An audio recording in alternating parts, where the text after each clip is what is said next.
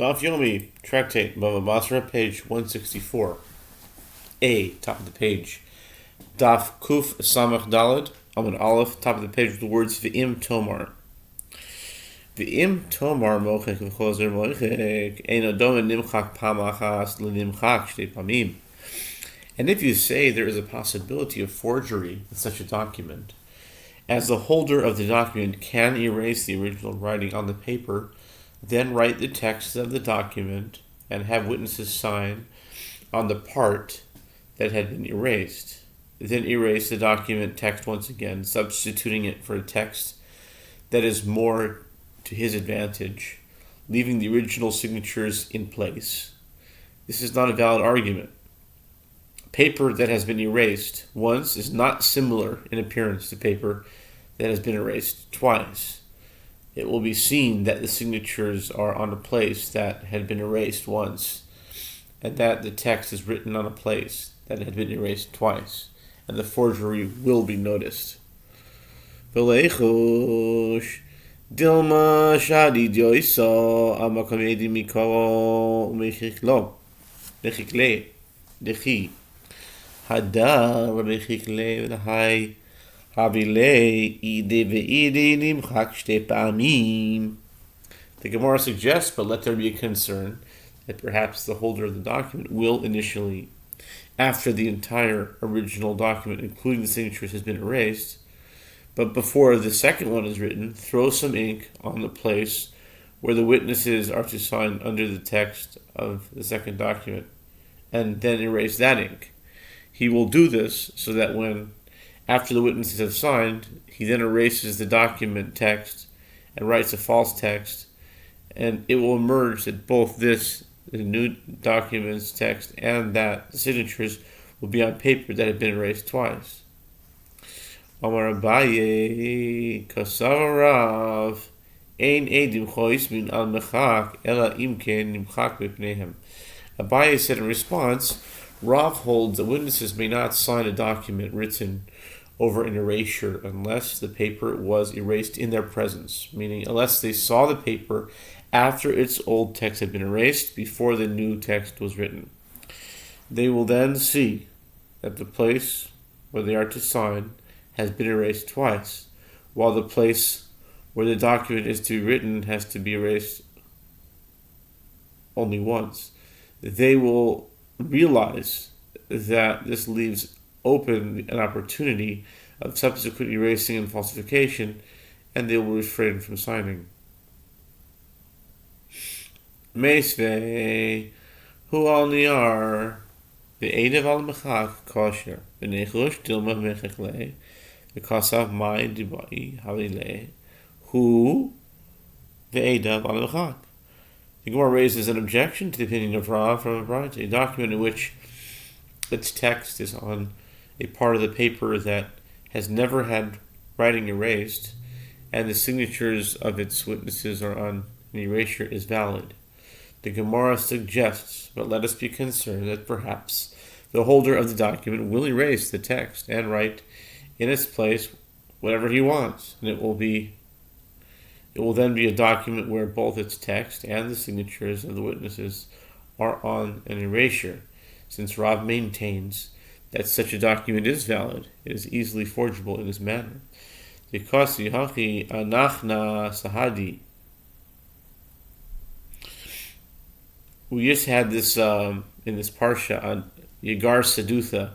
So I think Sadutha is similar to Sahadi. Like when Lavan called it a witness, a place of the pile of stones of witness. So I think Saduta is a variation of Sahadi. Seems like. And we're talking about witnesses here. It's kind of interesting correlation.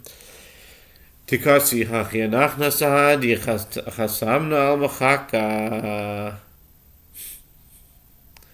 ushtara ksiv al niara. The Gemara answers such a document is valid only in a case where the witnesses write this. The witnesses signed on an erasure, but the document text was written on a part of the paper that never had writing erased. If the holder of the document then tries to erase the original text and write new, write new text in its place, the forgery will be noticed. Dichsivi hecha im miltachas gayez ilai machekle nikasvi beis hada l'sada. The Gemara asks, where do the witnesses write this declaration? If they write it underneath their signatures, the holder of the document can simply excise it. And if they write it above their signatures, the holder of the document can erase it. Can erase it along with the text of the document. The Gemara answers, they write the declaration between the signature of the one witness and the signature of the other witness. Ihachi ema seifa hu al mechag ve'edaval niyar pasul amay pasul haranami nichtevu hachi anachna sahadi anachna sahadi chasam al niyar ishtar al mechaka. The Gemara asks if that is so, that the Braita is discussing a case in which the witnesses write a declaration about the circumstances of the document's condition. Say the latter clause of the Braita, a document in which its text is on an erasure and the signatures of its witnesses are on a part of the paper that never had writing erased, is not valid. The Gemara presents its question, why is such a document not valid? Here, too, let the witnesses write this. We, the witnesses, signed on paper that never had writing erased, but the document text was written on an erasure. Hashanami mayamart mochek chozer mochek hamart ena doime nimchak pam achas nimchak shnei pamim hanimili hecha dechasimi sahadi emachaka hecha delachasimi sahadi emachaka ela anyara lo yadia. Now, in this case as well, it should be valid as what can you say to argue that it is a forgeable document. If you say that the holder of the document, having erased the original document, can erase the writing once again and write a new false document, if this is not a concern, as didn't you say that paper that has been erased once is not similar in appearance to paper that has been erased twice? It would therefore be noticeable that the document had been erased a second time, and the forgery would be noticeable. The Gemara answers, that statement applies only when the witnesses are signed on an erasure, and the appearance of that erasure can be compared with the appearance of a double erasure, but in a case where the witnesses are signed not on an erasure, but on a paper that has had its writing erased, so that there is no contrast between a single erasure and a double erasure, the forgery would not be known. V'leise megilta chariti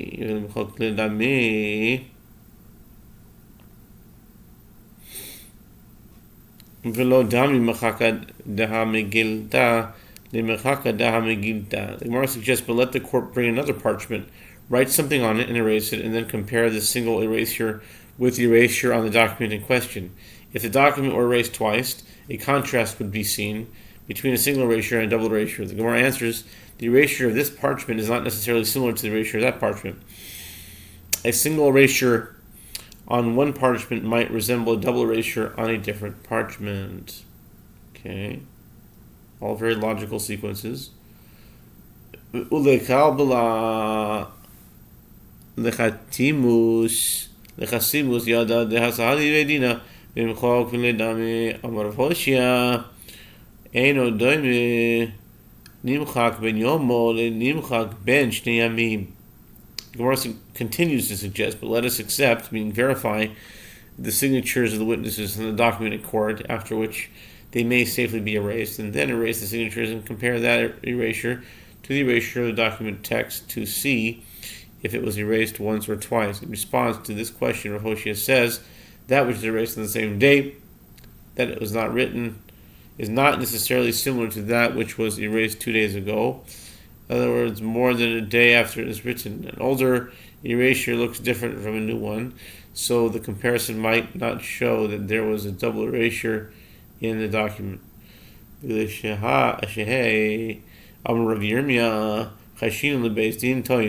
Gemara suggests, but let us retain the document for an extra day, at which point both erasures will be old and can be compared.